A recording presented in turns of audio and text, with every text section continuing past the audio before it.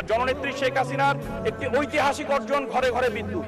আমার নির্বাচনী এলাকায় কাজীপুর, রতনকান্দি, বাগবাটি, সোনগাছা, মেসরা, বহুলি, সেখানে চরাঞ্চলে পর্যন্ত নদীর তলদেশ দিয়ে সাবমেরিন কেবলের মাধ্যমে মাননীয় প্রধানমন্ত্রী জননেত্রী শেখ হাসিনা বিদ্যুৎ দিয়েছেন। সেজন্য জননেত্রী শেখ হাসিনাকে অসংখ্য ধন্যবাদ জানাই। মাননীয় স্পিকার, আমরা দেখি যে এই বিদ্যুৎ 2009 সালে 4942 মেগাওয়াট থেকে আজকে আমরা 26,700 মেগাওয়াট সক্ষমতা অর্জন করেছি। 2041 সালে আধুনিক স্মার্ট বাংলাদেশের ভিশনকে সামনে রেখে কিন্তু জননেত্রী শেখ হাসিনা এই সক্ষমতা অর্জনের প্রচেষ্টা নিয়েছেন এবং সফল হয়েছেন। আজকে জ্বালানি সংকটের কারণে আমাদের বিদ্যুৎ ব্যবস্থা ক্ষতিগ্রস্ত হচ্ছে, এটা অনস্বীকার্য। কিন্তু এ বিষয়ে যখন বিএনপি কথা বলে সেটির থেকে হাস্য করার কিছু হতে পারে না। মাননীয় স্পিকার, বিএনপি 2001 থেকে 2006 সালে বিএনপির যে কার্যকলাপ আমি একটু তুলে ধরতে চাই। 2006 সালের 8ই মার্চের একটি খবরে দেখা যায় যে বঙ্গবন্ধু মেডিকেল বিশ্ববিদ্যালয়ের চিকিৎসা ব্যবস্থা বন্ধ হয়ে গিয়েছিল বিদ্যুতের অভাবে।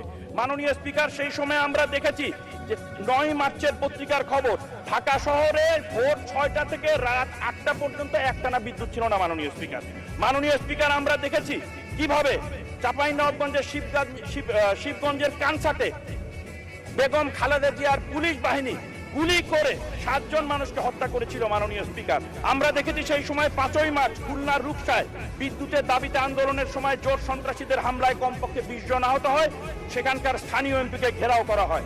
নওগাঁয় 5000-এর বেশি কৃষক বিদ্যুৎ অফিস ঘেরাও করে এবং সেখানকার সংসদ সদস্যকে অবরুদ্ধ করে।